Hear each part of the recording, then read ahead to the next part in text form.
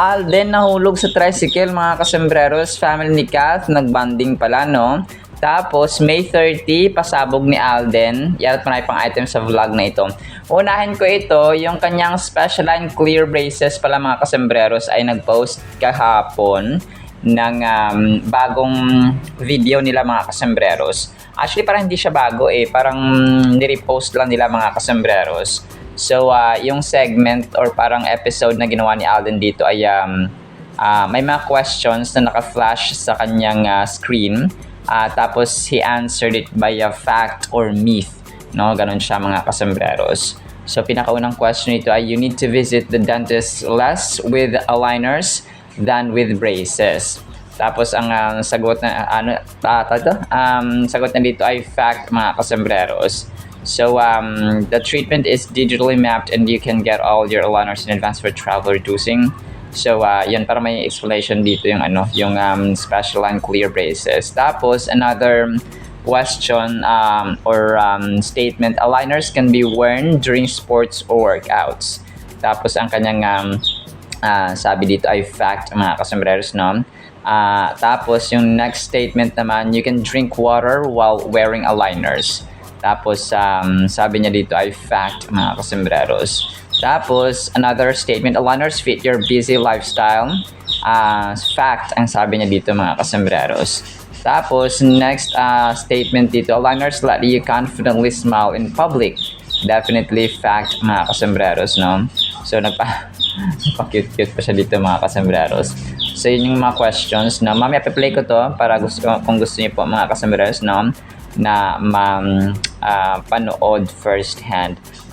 Tapos ito, si Nate Gonzaga, nag-post siya ng mga random videos ni Soiti doon, mga kasembreros. Ang cute Parang may mga nagpa-picture lang na gusto, tapos sinabi nila doon sa daw sila, na parang pupunta sila ni Raysam doon sa kabilang area, mga kasembreros. So, parang nag-ihaw-ihaw yata sila dito, no, mga kasembreros. Hindi ko na alam kung part pa ito na eksena nila or talagang kumain lang sila, mga kasembreros. So, kasama niya si Laysam. Okay. So, parang hindi ito part na eksena. Wala akong nakikitang camera or production staff, mga kasembreros. Parang lang siya, no, parang mga free time nila Alden na of course ay bumili ng parang lumipat sila ng karinderya or ng kainan, mga customers, at saka umorder ng ihaw, parang chicken ihaw o chicken inasal yata itong kanilang binibili, mga kasembreros. So, yun po. Baka bumili sila dito, tapos balik ulit sa din kila Nate Gonzaga, mga kasembreros. Baka ito yung kanyang kwento. Tapos may isa pang nag-post na ito naman ay posted ni Roldan2179, Alden spotted sa Siargao. So, the same video kay Nate Gonzaga, pero ito naman ay posted ng ibang parang local resident yata doon na spotted si Alden, no? Na bumibili nga ng chicken inasa. Tapos ito, May 30, no? Nag-release ang Sparkle Jimmy Artist sa kanilang Facebook kagabi. Nung Sparkle Run nga, mga kasembreros, nagaganapin sa May 30. Sabi dito, Sparkle Run with your Sparkle Idols, no? Alden Richards, mga kasembreros, yung pinaka front face dito, mga kasembreros. So, napapanatili niya yung kanyang limelight. And meron trending ngayon sa TikTok, mga kasus, na kay Alden ulit. Si Alden na naman yung ginagaya-gaya nila, mga kasembreros. So, sa next vlog natin yan, nakasali na listahan, mga kasembreros. So, dito, kasama ni na Alden, sina Will Ashley, si AZ Martinez, Charlie Fleming, Dustin Yu. Base ito sa listahan mismo ng Sparkle Artist Center, mga kasembreros. Si Ashley Sarmiento, Princess Alia, Ashley Ortega, Josh Ford. Alam mo, daming Ashley. Ashley Ortega, Ashley Sarmiento. Tapos may Ashtin ba yan? Minsan nakakalito yung pangalan nila. Vince Maristella, Sofia Pablo, si Clifford, tapos si Allen Ansay, si Kobe Brown. Si Kobe Brown parang bagong bagong artist yata nila ito, mga kasembreros. So, tapos, okay, sina Brent Valdez, Marami pala, no? Si Kim De Leon, si Tixon, si Vince Crisostomo, Danny Ozaraga, si Froggy, Fairbank, Hillary. So parang mga ano na to, Mad Ramos, Costales, Mix Concepcion, Mateo Mosone. So may mga parang minor artists sila mga kasembreros. So that's May 30 sa Quirino Grandstand sa Manila. So pwede niyo palang scan yung QR code nito mga kasembreros kung gusto niyo pong mag-join. So kung pwede rin sigurong mag-search na lang kayo sa sa kanilang Facebook page, no, sa Jimmy Sparkle Jimmy Sparkle Artist Center sa Facebook. Tapos abang-abang na lang kayo doon ng update mga kasembreros. Tapos next item natin ay yung teaser ng dito ng View ay pinost din pala ng ng AR Troopers mga kasembreros kina Alden and Nadine. Grabe daming likes, so 145 reactions. 22 hours ago niya pinost mga kasembreros. So look test for Love Siargao cast and characters. So of course led by si Jao Calderon mga kasembreros. Sobrang kulit lang mga kasembreros. So AR Troopers, AR Team Community, Aerials, Charjan, Alden Knights Philippines. So yun yung mga talagang sina Rowena, Rowena Morales, si Yanro, talaga mga solid din sila mga kasembreros. Ito, ang daming likes, so 258 reactions, 3 hours ago pala niya pinost mga kasembreros ni Charjan. Good morning or good evening, kagabi niya ito pinost, naka-brown dito si Alden. Part yata ito ng kanyang Honda Giorno na outfit mga kasembreros or a picture. So, na-post lang po ni Charjan mga kasembreros. So talagang ang daming reactions nito mga kasembreros. Tapos ito okay, so ito pala muna mga kasembreros may picture dito na shinare ang isang fan na kasama sa TikTok. Actually ito shinare mga kasembreros. So parang spotted nung kumain sina Alden sa isang restaurant kasama si Kailin mga kasembreros at saka si Alden. Ayan, nagpa-picture pala sila kasama niya dito of course si Kai. So pinost niya ito kagabi. So nagkaroon siya ng chance na magpa-picture kay Phenomenal Box Office Cinema King at kay Drama Princess pa itong si Kailin si Kailin mga kasembreros. Tapos ito ang kulit ito, biker siya mga kasembreros. Tapos parang hinahangaan niya si Alden. Sabi niya dito, di ko mag-RB. Oy, mahal ang mga pyesa. Hindi ko na kung anong RB mga kasembreros. So pero yun, biker siya, Bisaya siya na taga Surigao yata ito, or taga Siargao. Ayaw daw niya mag-RB kasi mahal daw ang pyesa. Tapos nag-bike siya. Tapos yung last video si Alden yung sabi niya ay tapos si Alden na pala yung nasa dulo ng kanyang video mga kasembreros. So ibig sabihin ay hinahangaan niya si Phenomenal Box Office Cinema King. So naka-white dito si Alden. Tapos yun, parang hindi ko alam kung siya rin yung kasama niya dito mga kasembreros yung mismo nag-post ng video mga kasembreros. Tapos ang cute ng ginawa dito kagabi ng isang ginawa niyang sino nga itong gumawa nito? Parang isa sa mga admins ni Alden binihisan niya si Alden ng iba't ibang costumes mga kasembreros parang inedit niya yung mga pictures ni Alden, tapos mga bulaklakin ang kanyang tema. So meron din dito parang nakabarong Tagalog, tapos may bulaklakin, may sa ibang bansa, may sa Pilipinas, may sa garden mga kasembreros. So parang cute lang ng kanyang edit dito. So but definitely ito po ay edited picture lamang ni Phenomenal Box Office Cinema King. Ito ang grabe ang likes nito, 420 likes mga kasembreros. So posted ni Elisha Pauline, iba ang titig niya, puno ng pagmamahal. Pero ito pa ay throwback picture of course. Noong promo ng Hello Love Again sa Market Taguig sila nito mga kasmeros, no. Dito nila pinanood ang pinakaunang parang screening ng Hello Love Again mga kasembreros. So sa market Taguig mga kasembreros, no. So ang dami palang kasi kapag dito ka daw parang sabi nung narinig ko sino nga ba yung artista na sikat din. Pag naka mall tour ka daw sa market Taguig, ibang level ka daw, no, something like that mga kasembreros, kasi maraming tao, and then parang basta pang class, no, pang first class daw itong market Taguig, Taguig mga kasembreros, which was of course alam natin na doon yung pinakahuling spot ng mall tour, at of course pinalabas ang pinakaunang screening ng Hello Love Again mga kasembreros. Tapos ito congrats, no, kay Arlinda Cabog at saka Alden. Sabi niya 14 hours ago parang dumadami yung kanyang followers and engagements mga kasembreros dahil kay Alden. So may everything Kath and Alden, 126 reactions mga kasembreros, no.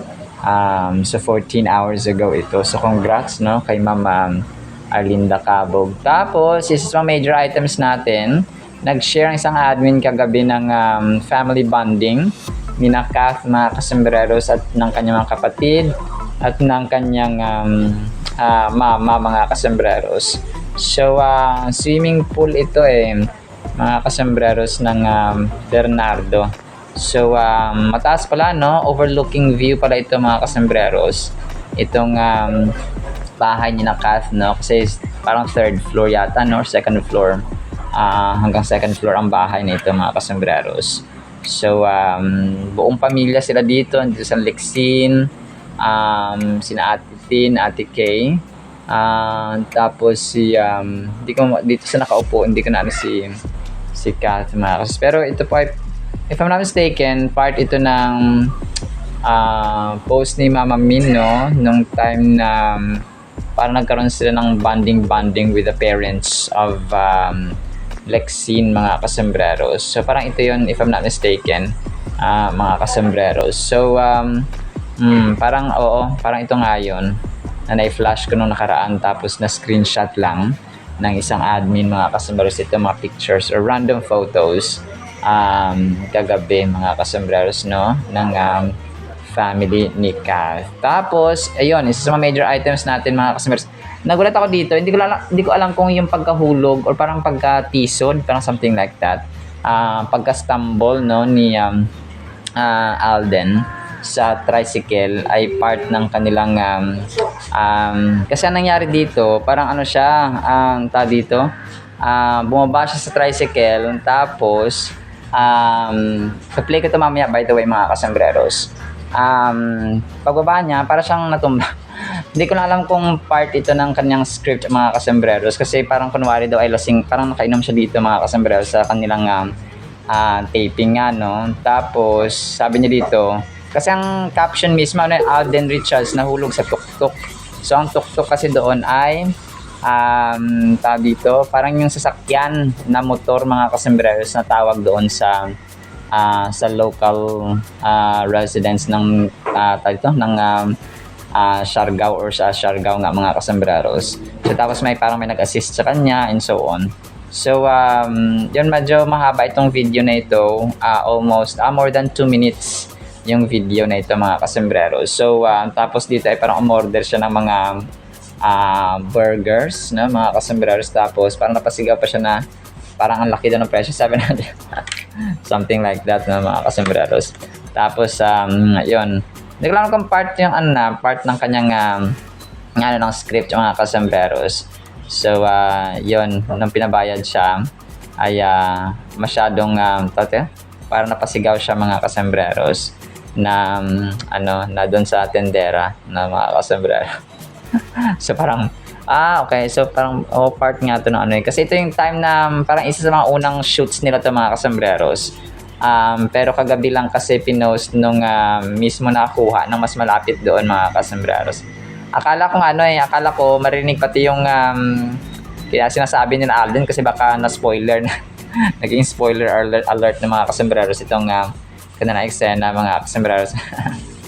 So parang sumigaw pa siya dito na, Italia, 765, 865, something like that, yung kanyang in-order.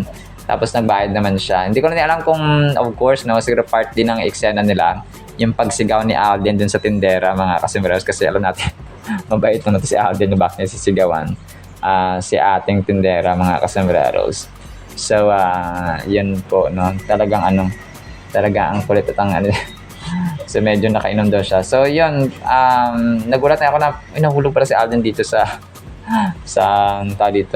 tricycle or sa tuk-tuk nga, mga kasambreros, no. Natawag doon sa local, parang siya, no, parang e-bike na nilagyan ng ng mga dingding at saka nung ceiling, mga kasambreros. So yun po. Pero yun, mamaya pe-play ko po ito, mga kasambreros. Tapos, last item natin, ayan, sabi ko na nga ba, marami ang makakapansin talaga doon sa may pagiging sakang ni Kat, mga kasambreros. Sabi dito ni Jing the Wifey, 6 hours sakang, sabi nung di naman kaganda. Gigil sa legs ni Kat ang mga bashers. Ikaw lang, Katrin Bernardo official, ang trending lagi. Inaabangan ang bawat galaw at post mo sa IG. Bash her all you want. Legs pa lang ni Kat, gigil na kayo, haha, kalok.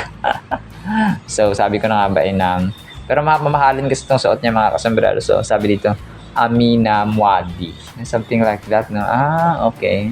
So ang pala ng kanya, of course, na mamahalin yung mga suot ni Kat, especially sa mga important events like yung nga sa TCL niya na event, mga kasombreros. So sobrang iba minsan ay talagang binabantayan yung pagkakamali. Nagbabantay sila ng may pipintas may pipintas sa tao, mga kasombreros, pero yaan natin sila, no. Sila po ay mga bashers lamang, mga kasambreros. Alright, so yun lang sa ating captain items. Ipi-play ko po ito mga videos itong kay Alden and so on, mga kasambreros, no? Tapos pakinggan natin ang word of God na sobrang mahalaga sa ating buhay. Isang pinagpalang araw po sa bawat isa.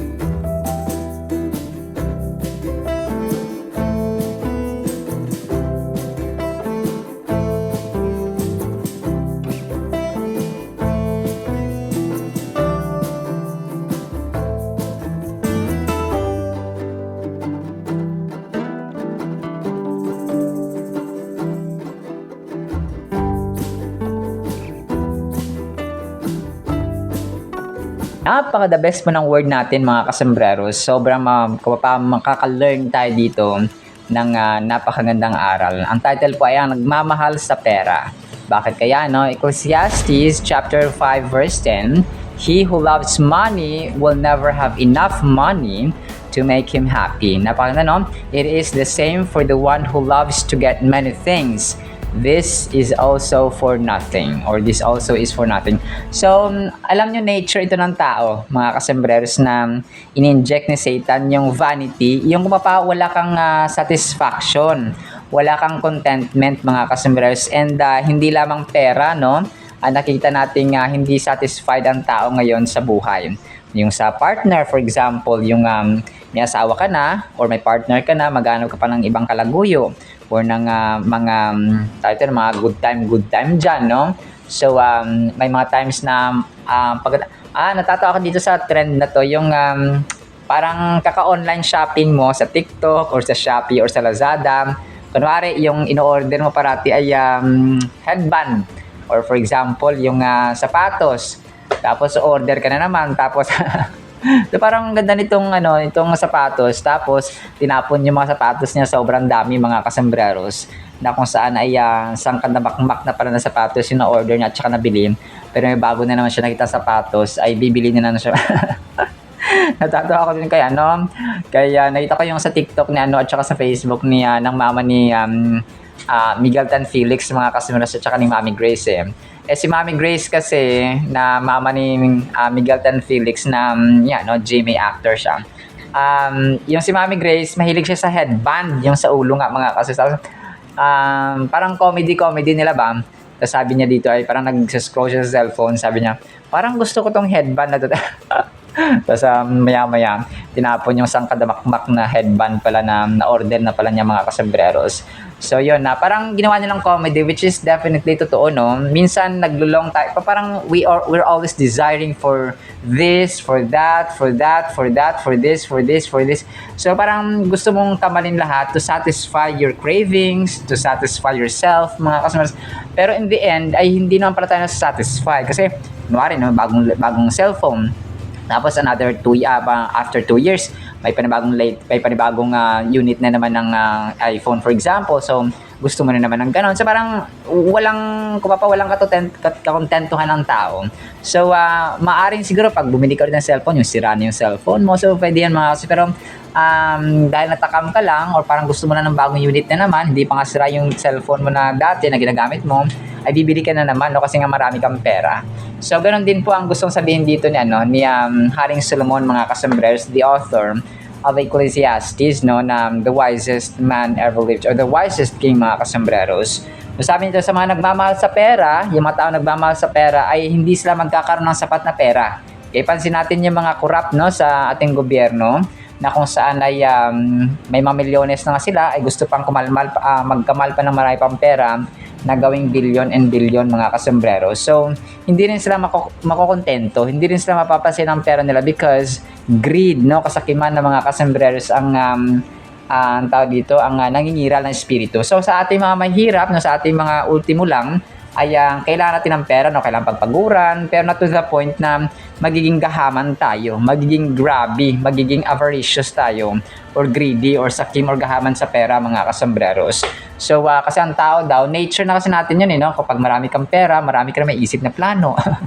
So, parang pag marami kang pera, so although blessings yun, mga kasembreros, kaya ang pera po ay blessing mula sa Panginoon, because our God is our provider, and He sends us abundance, mga kasembreros. Pero kapag ang intensyon na lang ng tao ay magkamal for its selfish ambition, for his or her selfish motives, ay doon na po siya nagkakasala, mga kasembreros. Kunwari, marami ka ng pera, so it's time for you to share dapat. Hindi lang na marami kang pera, na umapon yung pera mo, gagawa ka naman ng isa pang bodega, ng isa pang bank account para doon ipasok ang pera. So parang walang kakontentuhan nga, mga kasembreros. So kung kaya, sasabi nito na hindi ka rin maging masaya. No, ganun siya, mga kasembreros, kung ganun po ang iyong intention na may pera ka na nga, tapos gusto mo pa magkaman ng marami pang pera kasi nga hindi ka satisfied. So, hindi ka rin pala naging masaya, no, kahit na marami kang pera. It is the same for the one who loves to get many things. So, yung kagaya ng mention natin kanina, na may mga taong gusto nilang magkaroon ng maraming ganito, maraming ganyan, Pero in the end ay nothing pala ang ending nun mga kasemiras because you are not contented. So parang sa partner no, hindi ka kontento sa isa ay nagkarelasyon ka pa ng isa pa. Ecclesiastes chapter 5 verse 10 represents a striking and concise message about human desires, particularly surrounding wealth. So kayamanan mga kasembres or wealth. At its core, the verse states that a person who loves silver or money will never find true satisfaction in it. So kagaya na mention natin mga kasembreros. And parang napakapangit na ugali mga kasembres yung hindi ka na-satisfied. Kasi kunwari, humingi ka na ganito, tapos inalaw ng Diyos na magkaroon ka niyan, and nakalimutan mo magpasalamat because you're desiring for another set of ganoon na bagay or pera mga kasembreros. So hindi ka na naging appreciative kasi nga you're still looking for more. No, ganon siya mga kasi you're still desiring for more and you're still wanting for more mga kasembreros. So ganon po siya. Hindi ka na nasatisfy, hindi ka na naging appreciative, so pangit ang naging impact ng ugali nito sa iyo. In our journey through life, many of us often seek contentment through material possessions. So sabi ko nga material possessions, believing that acquiring wealth will lead us to fulfillment and joy. However, this scripture warns us about the futility of such pursuits. The message resonates through the ages, encouraging us to look beyond external wealth and consider that truly enriches our lives. So yun siya, no? Talagang kung ano lang yung dapat na nakapag-satisfy sa atin unang-una si Lord mga kasembreros. So number one truth yan mga kasembreros, si Lord po talaga ang nakapagbibigay sa atin ng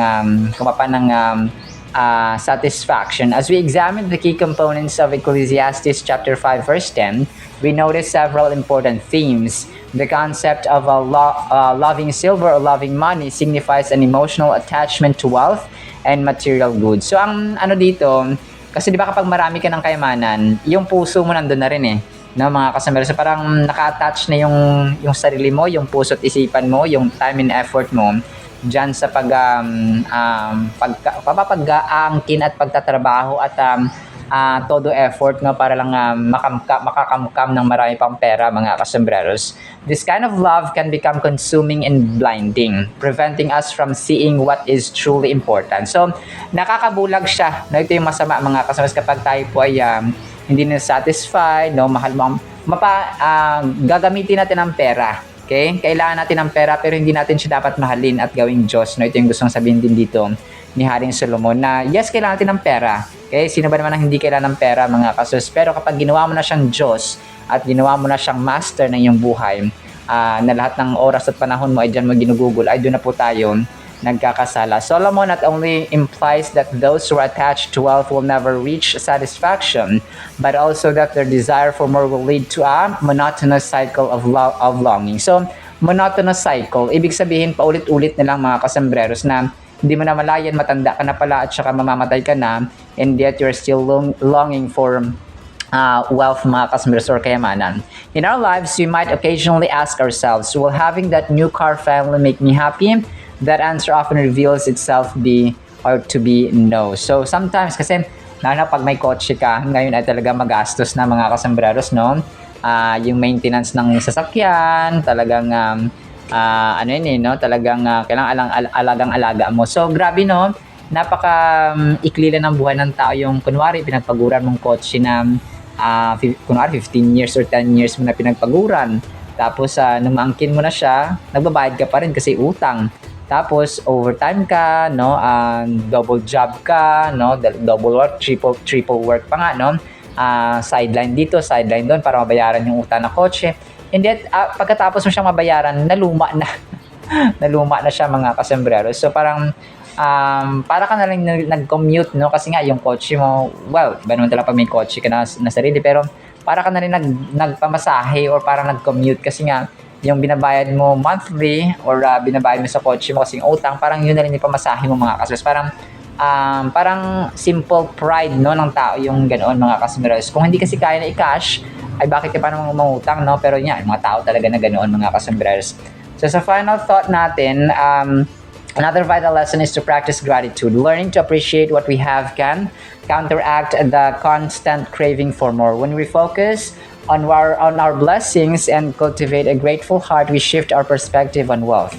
Recognizing our existing resources leads to fulfillment rather than dissatisfaction. So, kagaya ng na-mention ko kanina, nawawala kasi yung appreciation eh. Pero kapag na-develop natin yung grateful heart, mga kasembreros, yung simpleng puso pero nagpapasalamat parati sa Diyos, ay doon mamamatay yung dissatisfaction. Okay, nagiging satisfied ka because namamatay ang dissatisfaction na or dissatisfied na puso or spirit, mga kasembreros. Finally, we should seek a higher purpose beyond material wealth. Reflecting upon our values and how we contribute positively to our communities can reshape our motivations. So divine teachings often guide us to serve others, advocate for justice, and spread love, qualities that create lasting joy much deeper than financial accomplishments. Understanding this aim can fill the world or the void that wealth and possessions inherently cannot. So yun siya, no? May mga bagay na nabibili ng pera, may mga bagay din naman na hindi. So ito yung gusto niya sabihin dito, mga kasmas, which is, kailangan natin ng pera, yes, but wag natin gawing Diyos or master talaga ng ating buhay, mga kasembreros. Magtrabaho tayo, yes, na mag-earn tayo, yes. Bibili natin ating kailangan at gusto, yes, but not to the point na maging greedy nga tayo, mga kasembreros, no? At saka iikot na lang buhay natin sa pera, hala, material things, gamit dito, gamit doon, na sometimes ay nauwi sa pagiging dissatisfaction or dissatisfied na buhay. Tapos, nalilimutan pa natin i-appreciate yung meron tayo because kami talaga nga, hindi naman sa pagmamayabang, yung cellphone ko na to na gamit ko sa pag-voice over, ginagamit ko rin siya sa pagtitrivia, mga kasembreros. Tapos, yung kay nanay naman isa. So, dalawang cellphone lang masusit sa kanya na mag-vlog din siya. Tapos yung akin din po. So, ako kasi hindi ako bumibili hanggat hindi nasisira. Yung laptop ko nga dati, kung hindi pa talagang tuloy ang nasira, hindi pa ako bumili, mga kasembreros. So, ganun kami na talagang natututo kami na nagiging satisfied, no, mga kasembreros, and at the same time, ay ina-appreciate talaga namin yung mga bagay na meron kami. So, yun po, no, manifestation ng contentment, mga kasembreros, sa awa at grasya at provision ng Panginoon. Alright, sinama sa ating Word of God, ha, na pagpalain po tayo ng pag-ibig, pananampalataya, pag-asa, at contentment, mga kasembreros, or satisfaction sa ating mga puso. In the mighty, holy, sweet, magnificent name of the Lord Jesus Christ, we pray, with the communion of the Holy Spirit of the living God, and everyone said Amen and Amen. See you sa next segment, mga kasembreros, and paalam po. I love you.